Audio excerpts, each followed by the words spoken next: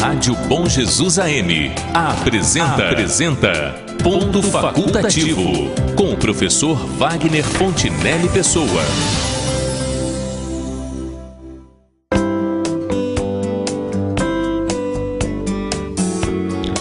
Bom dia, senhoras e senhores ouvintes da Rádio Bom Jesus e internautas que nos acompanham pelo nosso aplicativo para dispositivos móveis e pelo site da emissora, que podem ser localizados pela busca em Rádio Bom Jesus RJ ou Rádio Bom Jesus 1170. Nesta edição do Ponto Facultativo, levaremos aos ouvintes do programa uma série de informações acerca do trabalho que é realizado pelos profissionais e empreendedores no campo da mídia e do jornalismo. Mais do que isto também, conversaremos sobre o caminho, às vezes tortuoso, que é manter uma publicação, revista, jornal ou tabloide, com circulação periódica regular, sobretudo em determinadas áreas e regiões ou em tempos de crise, quando o investimento dos lojistas e da classe empresarial na divulgação de suas marcas e produtos costuma ser reduzida. Porém, nem só de dificuldades e agonias vivem aqueles que se dedicam como profissionais e ou empresários ao apaixonante ofício da comunicação.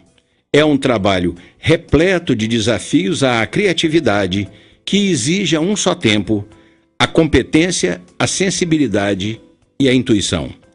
E o saber fazer nesse campo de atividade acaba transformando seus profissionais, os da mídia impressa, os do rádio, os da televisão ou de qualquer outra plataforma que a moderna tecnologia possibilite, em verdadeiros viciados naquilo que fazem. Converse com um jornalista, um radialista, um redator, um roteirista, um editor ou qualquer outro desses especialistas na área da comunicação social e pergunte a eles se gostariam de estar fazendo outra coisa diferente daquilo que fazem. É quase certo que a resposta será negativa, mesmo que ressaltem a necessidade de ganhar um pouco mais pelo seu trabalho. Portanto, para quem imagina enveredar por este caminho, fica o aviso. O exercício do jornalismo e da comunicação provoca dependência emocional. Quem entra não tem mais vontade de sair, porque esse é um trabalho apaixonante. E nesta terça-feira, para conversar conosco especialmente sobre este tema, convidamos uma experiente profissional desse ramo, que também é a jornalista responsável, editora e diretora de uma das melhores, das mais tradicionais revistas impressas desta região, a revista Status. Na bancada de entrevistas da Rádio Bom Jesus, a jornalista Ana Lúcia Guizardi. No comando do show da manhã, a retaguarda técnica deste programa, está o meu parceiro e amigo Alexander Sullivan. Bom dia, Ana Lúcia, seja muito bem-vinda e obrigado por sua participação no programa desta terça-feira. É um prazer recebê-la aqui no Ponto Facultativo. Bom dia, professor Wagner. Eu também estou muito contente de estar participando desse programa. Bom dia aos ouvintes da Rádio Bom Jesus, a todos que estão nos ouvindo neste momento. E eu gostaria de agradecer imensamente por essa oportunidade. Eu quero aproveitar nesse bom dia e mandar um beijo especial para uma grande amiga minha que está nos ouvindo também, que é a Tereza, tá? Ou Teresita. Muito bem. Para iniciar a nossa conversa, minha querida Ana Lúcia, vamos falar um pouco sobre a nossa entrevistada, como sempre acontece quando alguém vem a esta bancada pela primeira vez. De onde é que você é, Ana Lúcia? Do sul capixaba ou do noroeste fluminense? Sul capixaba. Eu sou da cidade de Muniz Freire. Aos 14 anos de idade, saí de Muniz Freire no ano de 1970 e fui para Cachoeira Itapemirim estudar. Eu lembro que não foi fácil fazer uma prova de admissão para entrar no colégio Liceu. E naquela época se era um dos chamava melhores. Colégio Estadual Escola Normal Muniz Freire. Estudei lá também. Muniz Freire. Estudei foi lá lá também. que eu estudei. E com as dificuldades adventa da cidade do interior, né? Que Cachoeira ainda era bem interior. A família quase toda estava em Vitória, eu fui para Vitória. Né? Trabalhei na prefeitura de Cachoeiro e depois fui para Vitória. Em Vitória eu fui trabalhar na Assembleia Legislativa, trabalhei no jornal A Tribuna num período curto, mas foi aonde eu tive aquela vocação. O primeiro contato com essa atividade. Com essa atividade. Sim. Foi justamente a amizade que você faz dentro de ali onde ficam os assessores, os jornalistas na Assembleia, ali você vai criando um vínculo. Todo o pessoal de da amizade, comunicação social. né? O pessoal da comunicação. Não existia TV ainda, a Gazeta ainda não tinha, nem Gazeta, nem Tribuna, isso foi na década de 70. Ainda era um regime da ditadura. E a gente foi, através de amigos, eu consegui um emprego no jornal A Tribuna. Não para ser jornalista, nem repórter, para ser atendente de telefone, né? Telefonista. Que na época era um aparelho cheio de botão. Mas eu gostava muito de escrever, fazer umas poesias, umas coisas assim. Aí um dia o redator, vamos fazer um teste com ela. Quem sabe ela vira o repórter, né? E pediu para me escrever umas coisas lá e escrevi. Aí ele me colocou para fazer a parte de política.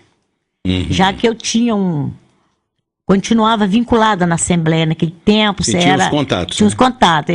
Naquele tempo você trabalhava no jornal de 4 às 10 da noite, o jornal Tribuna, e na Assembleia na parte da manhã até 2 horas, porque eu tinha que ter os 2 empregos. Porque naquele tempo era um salário mínimo que se ganhava, né? E eu fazia assessoria. Sim, perdão. O pessoal da área do jornalismo, da área de imprensa, da área de comunicação social, nunca se notabilizou por altos salários, não. Não, sempre foi mixaria. Com exceção de alguns coroados aí, você pega um boechat desse, né? Mas a maioria... É tudo muito pouco. É tudo muito pouco, é verdade. Mas eu gostava muito daquela vida naquela época, eu era muito jovem, de ver aqueles repórteres com aquelas mochilas penduradas, arrastando aquelas chinelas, muito mais hippie do que jornalista, né? Era um pouco isso mesmo. E eu achava aquilo fascinante. Eu tinha 18, 19 anos de idade, né? 20 anos. E fui trabalhar na Tribuna, né? Ajudar, fazer a parte de repórter, outra hora atendi o telefone. Eu fiz tudo, né? De tudo um pouco. Digitadora, naquele tempo eram umas máquinas da IBM, que a gente digitava ali. E gostei muito. Só para o nosso ouvinte que não é do ramo aí, eu esclarecer o seguinte: o jornalismo dessa época que a Ana Lúcia está falando para hoje, ele sofreu tecnologicamente um avanço, um desenvolvimento muito grande.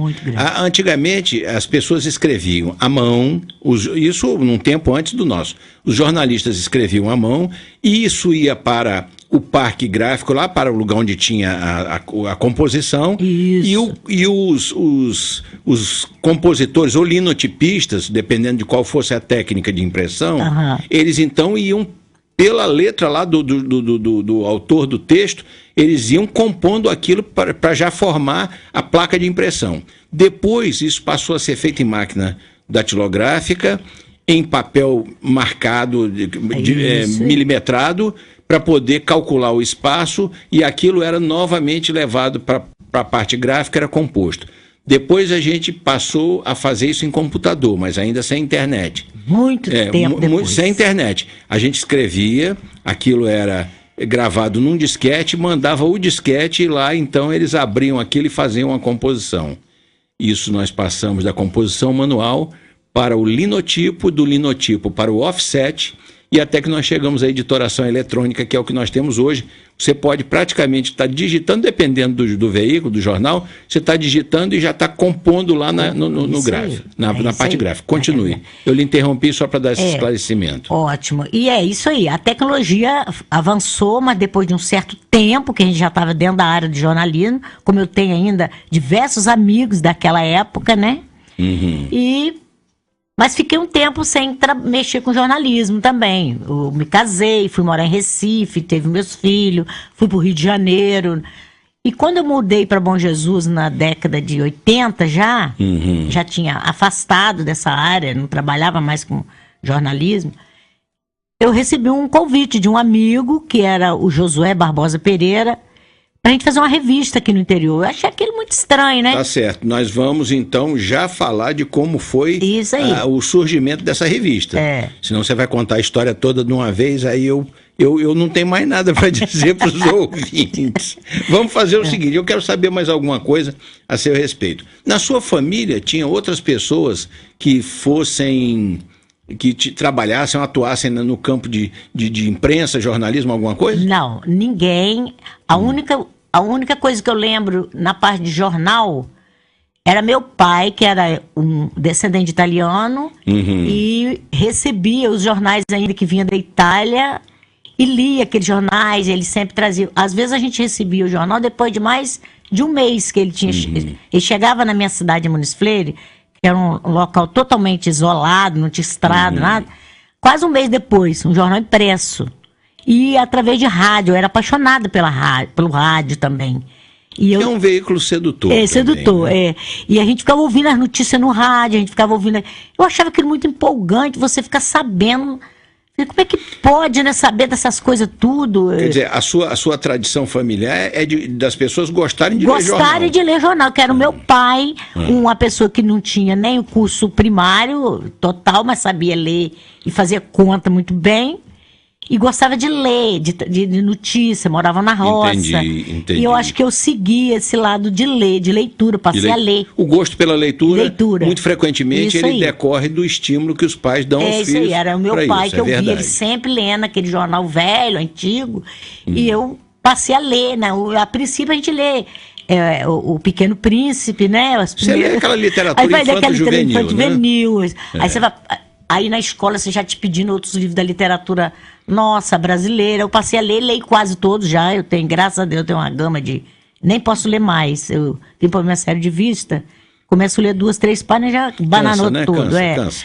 Mas eu já li muito a literatura nossa. Mas a leitura, o hábito da leitura, ele se desenvolve numa determinada idade, que é geralmente na pré-adolescência e adolescência. Se você tiver o estímulo em casa para isso, você desenvolve bem isso. Depois tem um período que você lê tudo, qualquer coisa, aviso de parede, o que você encontra, bula de remédio, você lê tudo. Depois você passa a selecionar um pouco mais a sua leitura, passa a ser mais... passa a discriminar um pouco mais. Isso aqui não me interessa ler, eu vou ler aquilo, até porque, vamos dizer assim, a quantidade de coisas que estão à disposição para se ler é muito grande. Muito grande. Então você passa a selecionar mais e, vamos dizer assim, tem um período da sua vida que você está muito atribulada por trabalho, por família, por filhos e tal. Você reduz um pouco o ritmo de leitura. O que não quer dizer que você deixe ou que você perca o hábito da leitura, que você deixe de gostar de ler. Mas você passa a ler um pouco menos pelas atribulações normais da vida, né? Inclusive, passei tinha uma época antes do advento do celular, né?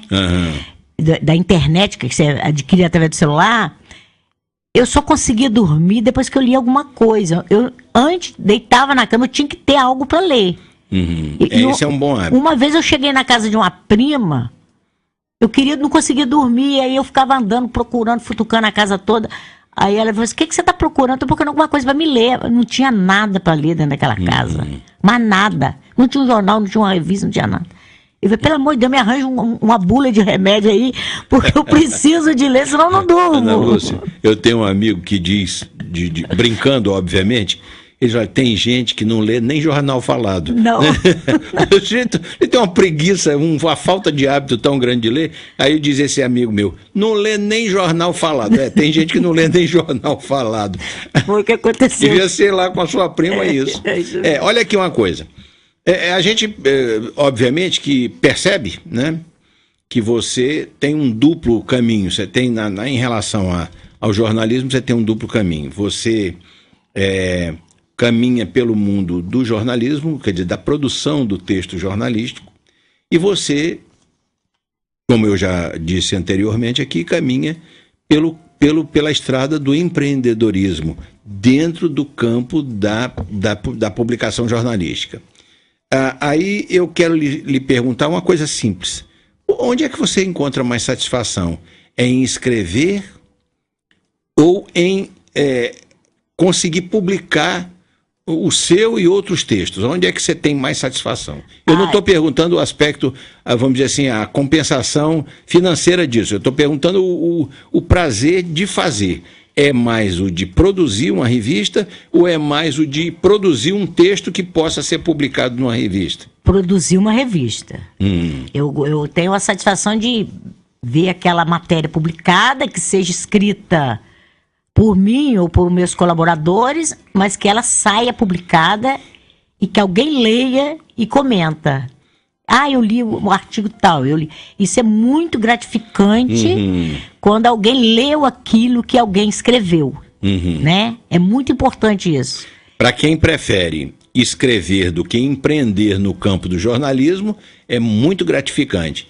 E para você que prefere o campo do empreendedorismo nessa área, o gratificante é você conseguir publicar trabalhos de muita gente e sua própria produção e, vamos dizer, jornalística, e saber que existem pessoas lendo aquilo que você produziu, né? Isso é como quem escreve um livro. Às vezes a pessoa escreve um livro e não está nem um pouco preocupada com o resultado financeiro daquele livro, mas tem uma maior alegria, maior satisfação de saber que alguém está lendo aquele livro. E às vezes quando a pessoa vem e comenta, gostei muito daquele texto, ou aquele capítulo, ou aquela história tal, assim, isso dá muita satisfação realmente, né? É muito bom. E há um tempo para cá, já bastante tempo para cá, eu passei a ser aquela pessoa mais dos contatos, né? Fazer os contatos, o empreendedor na rua, a parte comercial da revista, gravar uma entrevista, apenas gravar a entrevista. Entendi. E deixar o conteúdo para o meu editor resolver o resto. Então eu tenho, graças a Deus, eu conto com uma equipe de 2 pessoas, né? Que é o meu ex-marido, que atualmente sempre trabalhou comigo, que é o José Henrique Vailan, é o meu editor. É aquele cara que já nasceu escrevendo, acho que já nasceu escrevendo, já li artigos com a dele caneta na mão. Ele escreve muito bem. E o meu filho, também, José Henrique, né, que é o Júnior, eu passei a batuta para ele. Tem 2 anos para cá, eu faço apenas assim, vamos dizer, 20% do que a revista necessita. É por minha conta. O resto ficou por conta deles. Mesmo porque já é um caminho que já foi percorrido. Sim, 26, 27 anos. Já é um caminho que foi percorrido. Não é difícil de seguir o caminho. O difícil é começar, né? Igual no caso eu comecei. Eu comecei há 27 anos atrás, tinha apenas o jornal O Norte Fluminense e o jornal A Voz do Povo. E a Rádio Bom Jesus AM. Só existiam esses 3 meios de comunicação aqui. E eu comecei um trabalho muito importante através do meu sócio e editor da revista, que era dar oportunidade a quem trabalhava na área. Nós já começamos elogiando os jornais que tinha, falando dos jornais, contando a historinha de cada um. A gente fazia um concurso, o melhor locutor da Rádio Bom Jesus. E aquele que ganhava, as pessoas escreviam para a rádio, né? Para votar naquele locutor, naquele programa. E depois a gente fazia festa, dava o prêmio. Para incentivar a comunicação. Eu penso assim, nós fomos assim, os pioneiros a frequentar, inclusive, uma Câmara de Vereadores. Porque anteriormente eles não iam. Eles iam publicar só aqueles atos oficiais da Câmara. Sim, aí virava Diário Oficial. Virava aquele jornal, o Diário Oficial. Diário Oficial, então a gente fala assim, gente, nós temos que ir lá para poder ver o que eles estão fazendo, como é que os vereadores estão agindo. E eu lembro que tinha um senhor, dono do A Voz do Povo, Soésio Basto, uma pessoa que eu aprendi muito com ele, né? Que ele era o jornalista daquele antigo Aqui em Bom Jesus. Aqui em Bom Jesus. Ele é irmão do professor Luciano? Era o irmão do professor Luciano. O irmão do professor Luciano. Dr. Ézio Basso foi o diretor do jornal O Norte Fluminense. E ele era assim um parceirão, né? Aliás, perdão, interrompê-la, mas hoje o centro, o Espaço Cultural Luciano Bastos, tem hoje o material da gráfica do jornal. Isso aí, do jornal do Dr. Muito Ézio. interessante. E a gente acompanhava muito, eu falava para ele, vão na Câmara também. Vão lá ver o que eles estão fazendo. Ele falava assim. E isso se tornou um hábito. O pessoal Então, da rádio passou aí, sim. todo mundo passou aí. E você chegou então a trabalhar no Norte Fluminense, não? Não cheguei. Não chegou. Eu tinha uma revista, como o foco era uma comunicação voltada para todos nós que estavam envolvidos na comunicação, era uma revista que a gente tinha uma amizade muito grande com todos Sim, acaba eles. se aproximando. A gente se aproximou de todos eles. Eu não vejo concorrente. Pela convergência de interesse, tá certo. Eu não vejo que tem uma revista concorrente ou que tem um jornal que é meu concorrente. Perfeitamente. Eu vejo um grupo de pessoas trabalhando em prol de uma coisa só, que é a comunicação, é levar a comunicação às pessoas, informar as pessoas. Tá, deixa eu lhe perguntar aqui uma coisa, para a gente também ir para um outro tópico. Se você... Eu sinto que você tem muito entusiasmo, muito apreço, muito gosto por aquilo que faz. Se você não fosse jornalista, se você não trabalhasse nessa área, em que área você gostaria de atuar? Direito. É porque eu já comecei a fazer, né, a faculdade de Direito, não terminei, mas eu cheguei a começar, e trabalhei por um longo período num cartório, né? Entendi. E aquele monte de processo, tanto da área civil quanto da área criminal, passavam pela minha mão. Sim. Eu achava aquela coisa fantástica. Eu acho o advogado um fantástico. O advogado do bem, né? Alguns por um motivo e outros por outro. Aquele advogado que age dentro do bem, né? Eu acho que ele é um psicólogo, nós né? estamos falando do profissional ético e tal, claro. Ético, eu acho que o advogado, ele é psicólogo, ele é advogado, ele é psiquiatra, ele é tudo, ele é delegado, ele é juiz, ele é tudo, né? Então, eu acho, o leque é muito grande. Eu acho o direito a coisa fantástica. Olha aqui uma coisa. Ao contrário do que muita gente imagina, você está falando com tanta facilidade, com tanto entusiasmo, mas ao contrário do que muita gente imagina, ser jornalista não é um ofício muito fácil, porque não se trata apenas de aprender as técnicas, é necessário um certo dom, digamos assim, para isto, para você poder exercer essa profissão. Em sua opinião, para o exercício do bom jornalismo, é essencial ter uma formação acadêmica nessa área específica? Não é necessário. É necessário que a pessoa tenha o dom da fala, da comunicação, saber se expressar, da redação e principalmente saber empreender. Porque, como eu sempre falo, não adianta você ser um excelente jornalista, um excelente escritor. Mas se você está no interior, se você está numa cidade grande, muito bem, você vai trabalhar na grande empresa, né, vai trabalhar numa grande empresa de comunicação, ou vai trabalhar na editora para ajudar a escrever um livro, qualquer coisa e tal. Mas quando você está no interior querendo fazer imprensa no interior, que é a coisa mais difícil e mais complicada que existe no mundo, você tem que fazer de tudo um pouquinho. Você tem que empreender, você tem que saber negociar, você tem que comercializar. Porque se você não tiver vamos falar no financeiro, se você não tiver aquele recurso, aquele suporte, você não vai pôr as suas ideias nunca para ninguém ver. Às vezes eu falo assim, a rádio tem ela investe, compra os equipamentos dela e ela joga notícia no ar, instantâneo. Ela não precisa do dinheiro agora, você não precisa de ter um montante financeiro para alguém que está nos ouvindo.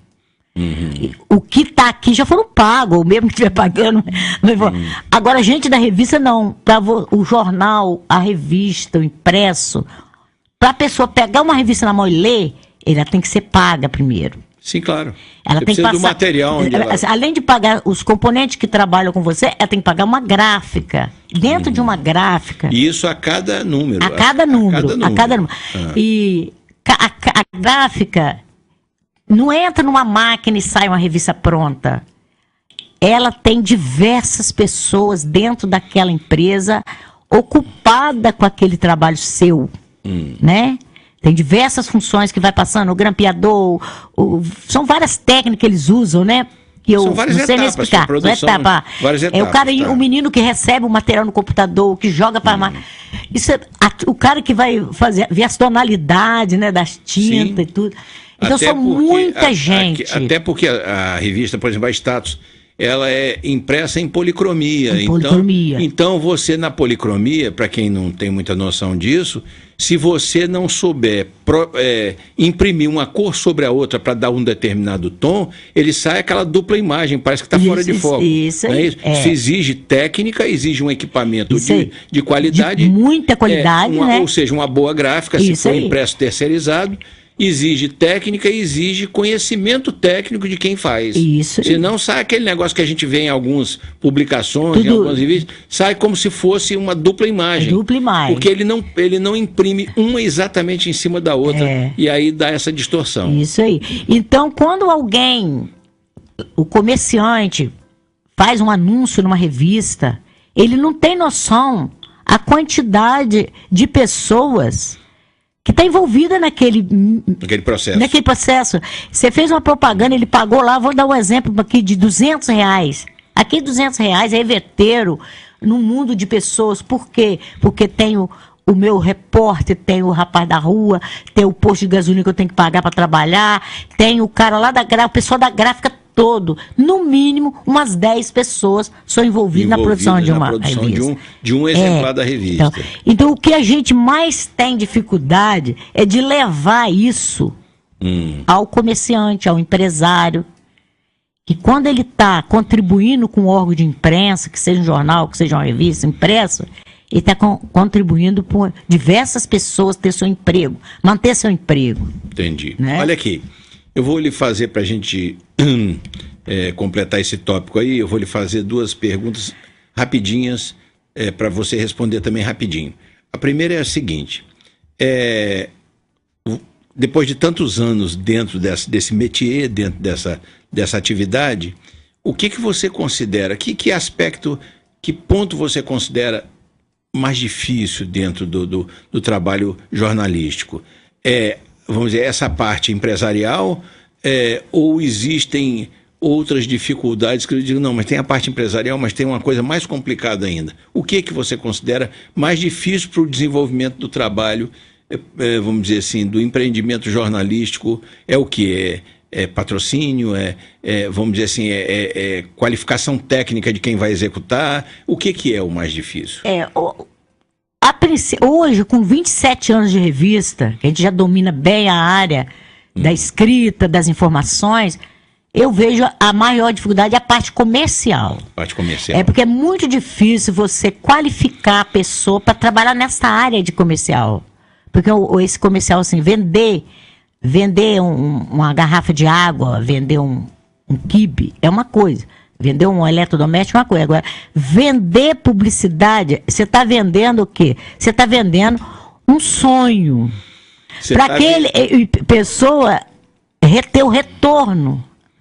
O problema é o seguinte. Não é visível, às vezes não é palpável. Às vezes você vende uma coisa que a pessoa precisa. Eu preciso de uma lavadora, eu preciso de um liquidificador, eu preciso de um celular.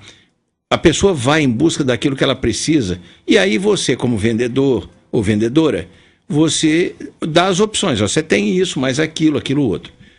Publicidade não é diferente. Antes de vender, você precisa convencer a quem muitas vezes não quer comprar, que é necessário comprar e que vale a pena comprar. Vale a pena comprar. Então você tem que convencer o trabalho, você tem que passar para aquela pessoa a quantidade de pessoas que vai ler aquela matéria, porque você não pode botar uma página inteira de publicidade. Ninguém gosta de ver publicidade, na realidade. Você não pode botar uma página inteira. Você tem que pegar uma revista, quem trabalha com, a não ser o cara dos classificados, né? Você vai comprar um classificado, que antigamente até tinha um jornal assim.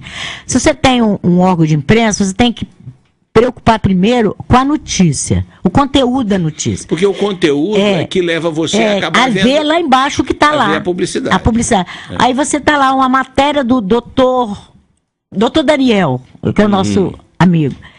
Ele vai ler aquele título, aquela matéria, e vai ver a propaganda que está do lado. Eu vou dizer, o doutor Daniel vai estar comigo aqui na próxima semana. Ótimo, um prazer. Falando sobre um tema interessante, que é, vamos dizer assim, é a puberdade precoce.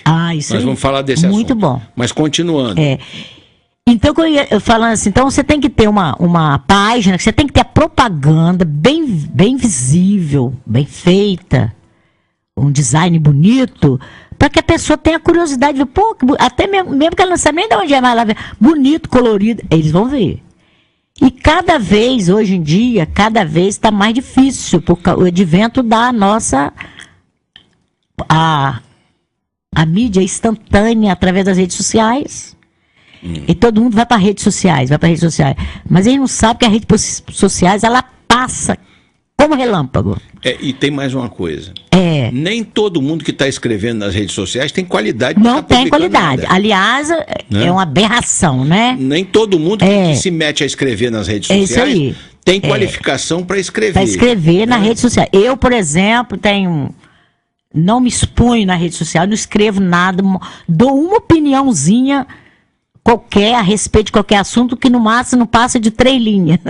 Certo. Entendeu? Debatendo em rede social não fico. É uma coisa boa. É ridículo, porque ali as pessoas não sabem. Aliás, eu tinha até que ensinar a escrever, né? Escrever mais corretamente. Ninguém sabe escrever, escreve tudo de qualquer jeito. Um desvirtuamento. É um desvirtuamento. Do próprio idioma. Não sigo muito ali essa rede social, não. Olha, nós vamos fazer um rápido intervalo e voltaremos já para continuar a nossa conversa, certo? Ok.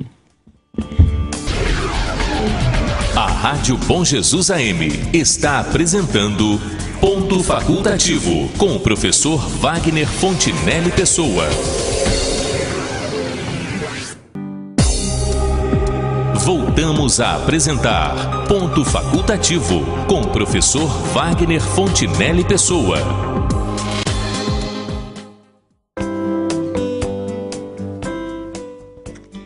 Voltamos com o Ponto Facultativo.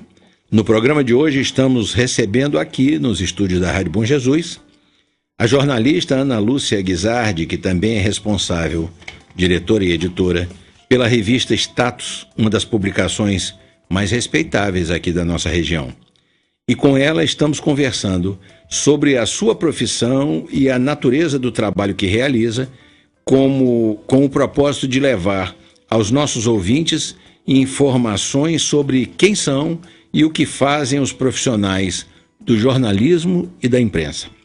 Minha cara Ana Lúcia, quando nós fizemos aí o intervalo comercial, a gente vinha falando a respeito ainda da profissão do jornalista, do trabalho do jornalista de forma genérica, não especificamente o seu. O seu nós também já abordamos e vamos falar da revista daqui a pouco, mas quem exerce o ofício de jornalista ou de comunicador, em maior ou menor medida, acaba influindo um pouco ou influenciando um pouco na formação da opinião e da compreensão do seu público. Claro, é normal. Você ouve um rádio, você lê uma revista, você assiste a televisão, você está recebendo informação e muitas vezes sendo esclarecido ou aparentemente sendo esclarecido sobre fatos do cotidiano, fatos de importância, e isso vai depender muito de quem está escrevendo, se a pessoa faz um texto ou faz uma locução que seja honesta com o seu ouvinte ou com o seu leitor, né? Mas o fato é que isso contribui para a formação da opinião do seu público. É por isso que com tanta frequência algumas dessas pessoas, né, jornalistas, comunicadores, acabam se envolvendo com a política partidária. Nós conhecemos inúmeros casos de pessoas que eram, por exemplo, locutores, eram jornalistas e se lançaram, ou tinham programas em televisão e que acabaram se lançando, aproveitando a celebridade, aproveitando a notoriedade e se lançando no campo da política partidária. Pondo de parte esse viés e essa possibilidade, porque isso aí é uma outra coisa, é alguém que às vezes se aproveita da notoriedade para chegar vamos dizer, a eleição para um determinado cargo. A gente pode ver isso em dezenas de locutores, em dezenas de artistas. Agora, para não entrar em questões regionais, vamos ver aí o próprio Luciano Huck, que foi cogitado. Quem é o Luciano Huck? O Luciano Huck é um apresentador de programa de televisão. Qual é a qualificação do Luciano Huck para pretender ser presidente da República? Mas o próprio Fernando Henrique Cardoso, querendo atirar no pé do Alckmin, que ele está doido para derrubar o Alckmin, acabou dizendo, não, o Luciano Huck seria um bom candidato. É um bom candidato, coisa nenhuma. Qual é a qualificação do Luciano Huck? Ele pode ser um apresentador de um programa muito popular, mas isso não faz dele uma pessoa qualificada para ser o presidente desse país. Mas não é só o Luciano Huck. Outras pessoas... Tem outros também, né, que passaram por aí. E que continuam passando. Não vamos entrar nesse detalhe. Mas muito bem. Eu vou lhe perguntar, então, considerando tudo isso, o seguinte. Como é a sensação de saber que, pelo seu trabalho, você acaba se transformando numa formadora de opinião pública? É muito gratificante. Você saber que, através do seu trabalho, você pode mudar a opinião das pessoas, né? Fazer com que eles pensem melhor antes, inclusive na hora... Compreendam alguma coisa. E, inclusive, nessa área política, né? Agora vem um ano eleitoral e a gente faz muita matéria a respeito orientando o cidadão a votar. Como votar, a escolher melhor, analisar melhor. A gente sempre bate nessa tecla. Porque a imprensa, além de ter essa possibilidade, eu diria que ela tem quase a obrigação moral de fazer isso. Né? Eu lembro que teve um ano de 2012, a eleição municipal, e eu, naquele desespero da capa, a revista ia sair no mês 15 dias antes da eleição. O que nós vamos fazer nessa capa, né? O que nós vamos botar na capa? Você não pode vender a capa pro político, né? Que ele tem um período que não pode. Eu coloquei simplesmente uma publicidade do eleitoral a nível nacional. Pegamos lá no site da Justiça Eleitoral e colocamos como votar, ensinando a pessoa a votar na capa da revista. Então, que foi propaganda... Gente, você é louca botar isso de graça, né? Porque é de graça, eles não pagaram aquela capa, nem... Gente, é o prazer de que alguém lê aquela capa... E a responsabilidade social de informar, e vai ver como votar, ensinar a pessoa a saber escolher. E eu recebi, inclusive, elogios, recebi uma moção de aplauso na Câmara de Vereadores do Norte, eu recebi uma moção de aplauso pela Assembleia Legislativa do Espírito Santo, que eles receberam essa revista lá, e acharam muito interessante esse meu papel de fazer uma publicidade pública, né? Sim, a publicidade de interesse geral público, né? Para todo mundo, sem custo nenhum. Sim, sem um objetivo comercial. Né? Mas como que você fez isso? Pô, isso eu vendo. Tem gente. Não, Deus me livre, tem que vender a capa. Se eu não vender a capa, eu não faço. Eu não vendo capa, eu vendo ideias. Não, né? Você vende espaço para publicidade, mas você, vamos dizer, esse espaço para publicidade é que vai, vamos dizer assim, bancar, vamos dizer assim, os conteúdos que sejam de informação. De interesse social, de informação. E de formação, às vezes, também. Aproveitando esse gancho aqui, né, vamos fazer já uma publicidade para mim? Para mim, para a revista? Qual que é? Que as pessoas valorizem o empresário, o comerciante que está nos ouvindo, o próprio político, valorize um órgão de imprensa. Que seja uma rádio, que seja uma revista, que seja... Dê valor. Tá, deixa eu só lhe falar, lhe fazer eu ia... complementar essa pergunta, você está antecipando isso, mas eu ia lhe dizer o seguinte, por mais apreço que se tenha pelo trabalho jornalístico, pelo trabalho de produzir, né, informação que possa contribuir para o entendimento, a formação de opinião pública, por mais que se tenha prazer e gosto por isso, e consciência dessa possibilidade, é possível, e aí é para chegar nisso que você estava falando, é possível realizar isso contando só com a venda de espaço publicitário? Você, em alguns momentos, você tem o espaço publicitário ocupado suficientemente para bancar tudo aquilo? Para bancar o custo? O custo, tem que ser, tem que fazer. Porque eu vivo disso, eu vivo da revista, né? E às vezes a gente não ganha nada. Como a gente diz, troca cebola, né? Troca 6 por meia dúzia. 6 meia dúzia. Mas você tem que ter aquele conteúdo ali, porque aquele preço ali. Aí por isso que eu falo, a revista tá mais fina, às vezes tem mais página. Isso depende do que você arrecadou. Mas a notícia ali tem que sair o mínimo possível. Entendi. Agora olha aqui uma coisa. Vamos falar então, já que a gente entrou nesse detalhe aí, vamos falar logo da realidade da revista Status, tá? Em primeiro lugar, eu verifiquei aqui, olhando aqui na ficha técnica aqui da revista, né? Aqui na parte de identificação a ficha técnica da revista, eu verifiquei a sede da revista é Bom Jesus do Norte. Sim. É Bom Jesus do Norte, não é isso? A sede. A sede. Oficialmente ela está localizada em Bom Jesus do Norte. Tá. Embora... fiscal é Estado do Rio. Tá, eu digo, embora pelo alcance,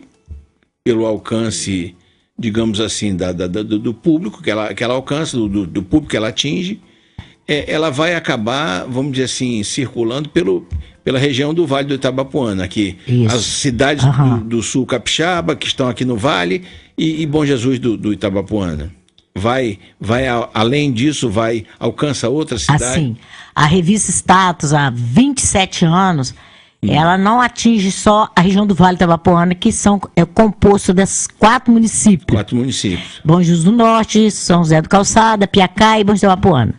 São a região do Vale do Itabapoana, inclusive Guaçuí também parece que faz parte, não tenho muita certeza. Mas, da região do Vale não, mas faz parte do sul capixaba, né? Mas a revista Status, ela tem, desde quando nós começamos, ela tem uma circulação dentro das repartições públicas do Estado, que é em Vitória, no Estado do Espírito Santo. Ela circula em cada gabinete de deputado, são 30 deputados, e os setores administrativos de dentro da Assembleia, que é a área de comunicação, a diretoria geral, a presidência, tudo tem revista. Eu circulo lá no Palácio Fonte Grande, dentro dos setores do Palácio Casa Civil, vice-governadoria, assessoria de comunicação, agência de notícias, toda essa região, esse lado aí do governo, Secretaria de Agricultura, Educação, e por aí vai. Toda a secretaria a gente deixa, não pode deixar um em cada, mas sempre Sim, mas setores principais. Mas deixa eu lhe perguntar. Eu ia lhe perguntar isso, mas eu pergunto logo, você está dizendo isso. Essa revista, ela é de distribuição gratuita ou ela tem uma parte que é distribuída gratuitamente, mas ela também tem assinantes? Como é que funciona? Não, ela é distribuída gratuitamente, não temos mais assinantes, essa parte a gente nem tem feito mais, há muito tempo que nós paramos, que é um pouco difícil, a gente não tem pessoas qualificadas para trabalhar nisso. A revista Status, ela vive exclusivamente dos anúncios. De publicidade. Nós não vendemos, a gente até deixa na banca uma meia dúzia para atender aquele pessoal que vem de fora. Sim, o pessoal olha, vê mas vende muito pouco. Então ela é distribuída. Mas não é o propósito, não é o objetivo. O objetivo não é vender. E também tem uma circulação na região serrana do Espírito Santo. Que a gente compõe o município de Domingo Martins, aquela região de Pedra Azul, a região de Venda Nova do Imigrante, Muniz Freire, a região ali, Ibatiba, que em torno do Caparaó ali. Para quem não conhece, o estado do Espírito Santo, ele tem um circuito que a gente chama de região serrana, centro serrano, que se fala, né? E onde tem todas as cidades, inclusive uma região que tem um turismo muito específico. Que é o agroturismo. Que é o agroturismo, tem coisas espetaculares nessa região. Estou falando porque tem gente que pode nos ouvir fora daqui, não ter noção disso. E a Ana Lúcia está se referindo exatamente a essa região, as cidades que estão nesse roteiro aí. Nesse roteiro. Inclusive, há anos atrás, eu morei um tempo em Venda Nova do Imigrante, que é o município que foi pioneiro no agroturismo no estado do Espírito Santo. Aquilo ali é maravilhoso. E eu fazia as reportagens, visitava aquelas propriedades, e cheguei até a receber um grupo de estudantes de jornalismo de Belo Horizonte, uns fins de semana, porque não conseguiram falar com o prefeito, com ninguém.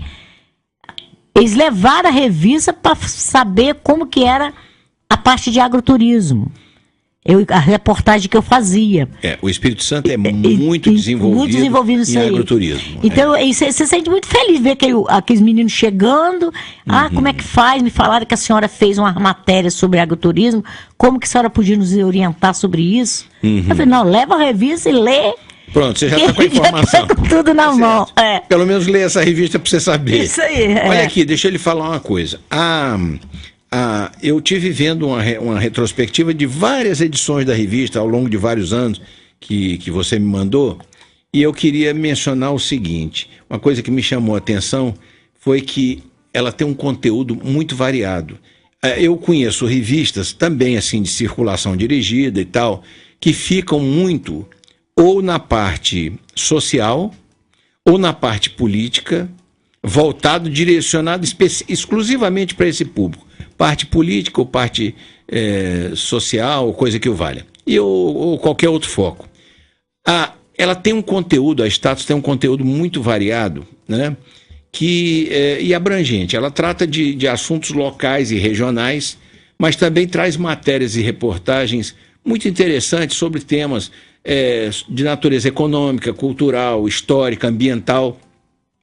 Como é que é definida a pauta para cada edição? Há uma reunião da equipe, vamos falar sobre isso, ou vai reunindo matéria e chega num determinado ponto e diz, é isso aqui que vai sair. Como é que funciona?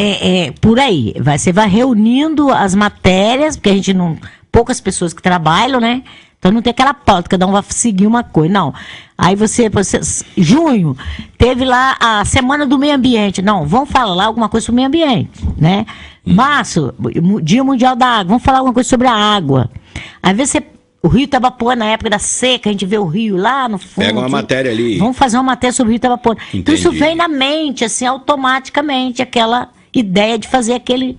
Igual agora, por exemplo, a polêmica do trânsito do Norte.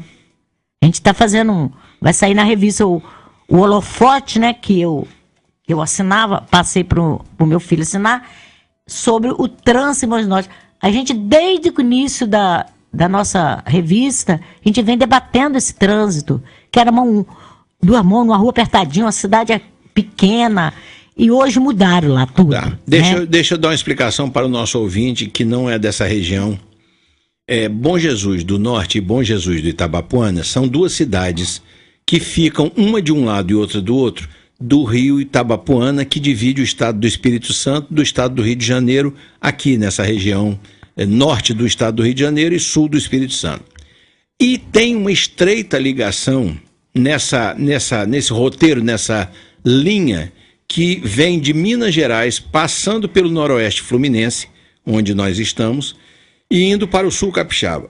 Acontece que esse trânsito, ao longo dos anos, ele foi se intensificando e não foram sendo aplicadas soluções para suportar o aumento desse trânsito. Então é isso que a Ana Lúcia está dizendo, existem trechos de estrada e de cidades, né, que têm ruas que seriam ruas da parte urbana da cidade, do município, da parte urbana da sede, e que na verdade está enfrentando um tráfego pesado de caminhões e de ônibus, não sei o quê. Isso produz uma série de consequências muito ruins para os moradores da cidade e para a própria administração da cidade, no sentido de que a conservação desses trechos de rodovia que passam por dentro da cidade, ele é muito oneroso e muito trabalhoso. Isso. Então é sobre esse assunto que a Ana Lúcia está dizendo que preparou uma matéria a respeito desse que vai sair na próxima edição. Na próxima edição. Até alguns comerciantes estão achando que tem que voltar como era antigamente, não vou entrar em detalhes aqui, porque é difícil de entendimento. Sim. E a gente está achando que não, é só ler a revista que vai entender nosso Eu não quero opinião. Que você explique isso aqui, nem porque tem tempo também. Não, porque na hora que você publicar a revista, eu quero ler na revista. É isso aí. Então eu vou saber como é que... o que os moradores estão querendo. Querendo que não, né? Esse é o papel da revista. É o papel da revista. Então, são matérias que surgem, já está falando aí da pauta, voltando lá na pauta, que surge automaticamente. Né? De repente, você está andando na rua, você depara com determinada coisa, isso dá uma matéria. O jornalista tem isso, né? o jornalista por vocação. É o que a gente chama de feeling. Ele tem aquela intuição de que isso aqui é uma coisa boa para a gente trabalhar, né? Eu vou fazer uma reportagem sobre essa igreja, né? Que ficou muito bonita. Foi uma coisa que um impacto, assim, pô, a igreja ficou tão bonita, vamos fazer uma reportagem a respeito do assunto? E fizemos, entendeu? Entendi. Não foi porque eu sou assídua, frequentadora, nada disso. Eu frequento. Aquela coisa que acha bonito, trazer o turismo. Outra coisa, é um valor, vamos dizer, histórico e artístico da cidade. Ficou uma coisa muito linda. Tá certo. E é isso que eu estava te falando, não existe uma equipe, existe pessoas com ideias. Entendi. E normalmente essa ideia, ela surge mais da minha mente. Sim, porque você, sendo a diretora e jornalista responsável, cabe a você dar a linha e dizer, olha, a gente deve ir por aqui, a gente deve explorar esse veio. Isso aí não é isso? Uma das coisas que chama a atenção na revista, para quem já viu a revista, e eu já vi, eu estou com dois exemplares dela aqui na mesa, é a qualidade da impressão dessa revista. Eu já mencionei isso agora há pouco, mas eu queria voltar a esse assunto para dizer o seguinte: essa revista, ela é toda impressa em papel couché, ela tem um excelente tratamento de imagens e a capa é de uma plasticidade admirável com acabamento em verniz.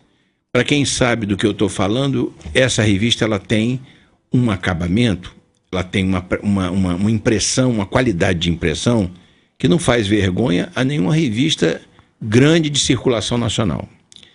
Embora ela seja uma revista de circulação regional. Isso. Então é o seguinte, por que essa apresentação que encarece, inclusive, a produção da revista? E é essa a pergunta. Por que esse nível de apresentação? É uma condição essencial para se alcançar um público mais selecionado ou é só uma questão de opção editorial? Opção editorial. Eu acho que tudo que se faz tem que ser bem feito, com perfeição.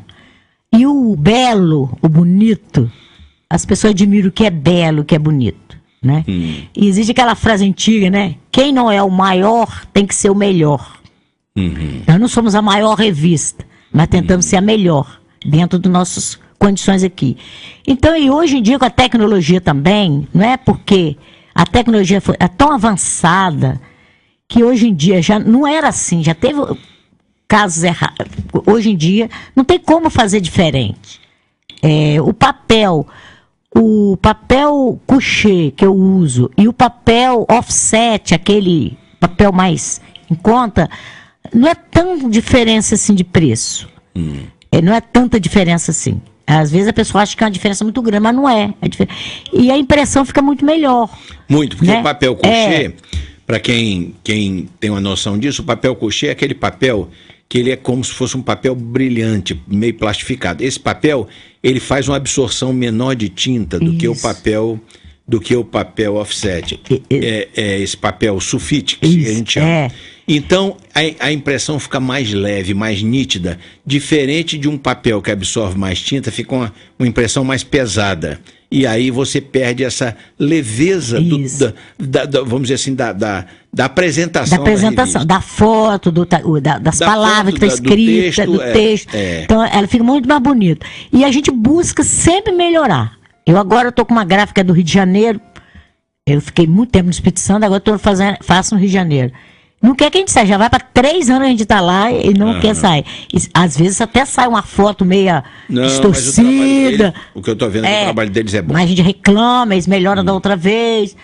Eu acho que tem que ser uma coisa bonita, né? Porque você está no interior, né? Porque a revista é uma revista de uma circulação regional, não é tão famosa quanto uma Caras da vida, né?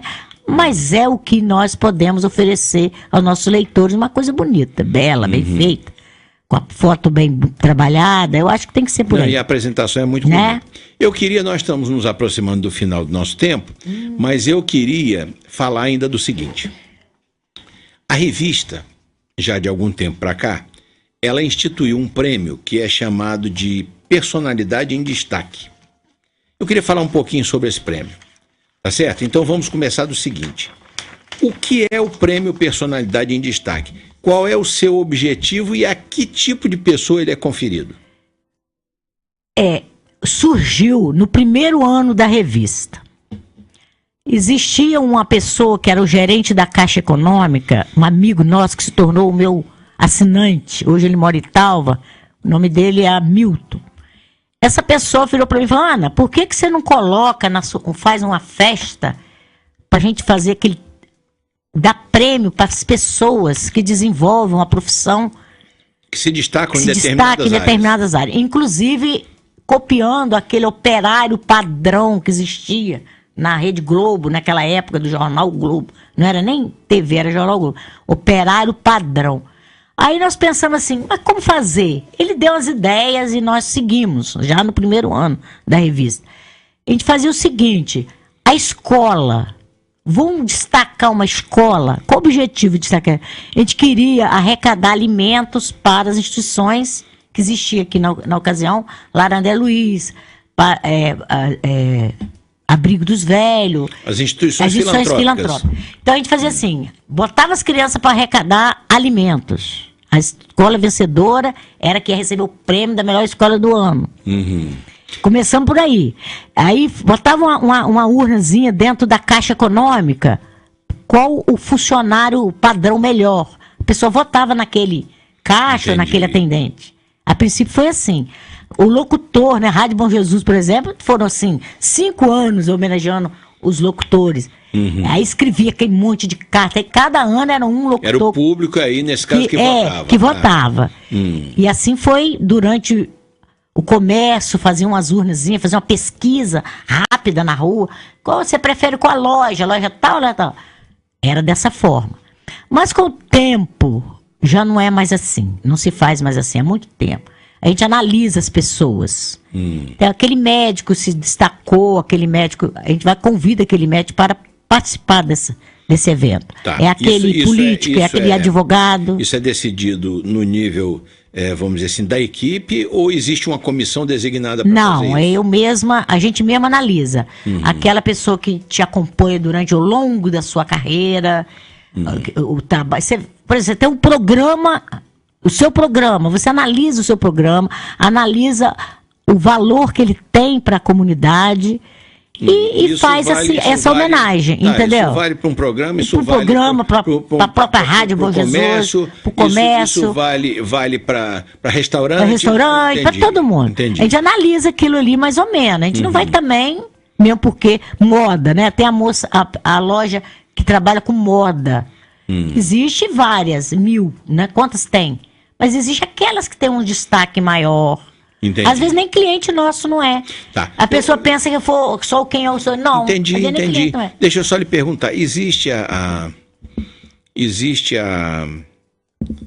vamos dizer, existem várias categorias de premiados, então? Existe, categorias. São a pessoa ligadas à área de odontologia, a área de saúde, a área cultural. Entendi. E por aí vai. Política, de preferência. Tem um número fixo de categorias ou isso vai variando de um ano para o outro? Não, geralmente se eu for falar de um médico, no máximo 2. Se eu falar de saúde, 2 ou 3. Sim, mas empresário, não tem um número fixo. Não tem um número fixo. Não Entendi. tem. Isso cada ano varia. Nós vamos olhar porque fulano se destacou nessa área. Nessa área aqui. Por exemplo, o Rotary, o trabalho que desenvolve o Rotary. O Laios. Aí né? o prêmio vai para a instituição. Sim, aí a personalidade em destaque é uma personalidade de clube de serviço. Isso, clube de serviço. Igual, por exemplo, ano passado nós prestamos homenagem ao Corpo de Bombeiro, pelo trabalho aqui desenvolvido. Nós prestamos homenagem ao batalhão de Polícia Militar. O Corpo de Bombeiros, no meu modo de entender, merece muitas homenagens em muitos lugares. A Polícia Militar, que estava aquela época, que foi aquela greve que teve no Espírito Santo, né? Então... Tá. Esse prêmio ele é anual, bienal? Anual. Todo ano a gente faz, mas tem ano que não dá para fazer, pula, faz no outro. Sim, entendi. Mas a periodicidade dele é normalmente anual. Muito bem. E não existe um número de categorias, digamos assim, todo ano se repetem aquelas categorias. Não tem um número, por exemplo, área de saúde, área cultural, área comercial, não existem essas categorias fixas assim, né? São fixas. As pessoas que vão receber o prêmio que modifica. Sim, não, isso é claro. Cada ano o premiado é um. Mas as categorias são fixas? São fixas. E existe um número, então, de categorias, um número X? 10 categorias, 5 isso aí. Isso?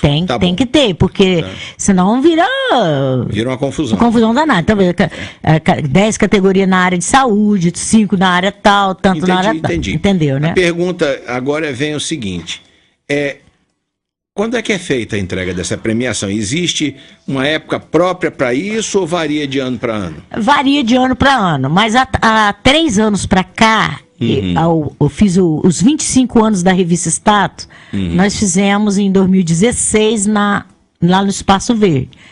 Aí depois os 26 foi no PC e agora nós vamos fazer os 27 anos da revista, que vai ser na Casa Mix, no dia 3 de agosto, numa sexta-feira. Ser no Espaço Casa Mix. Lá que vai ser o desse ano. Pra quem não conhece, Casa Mix fica onde?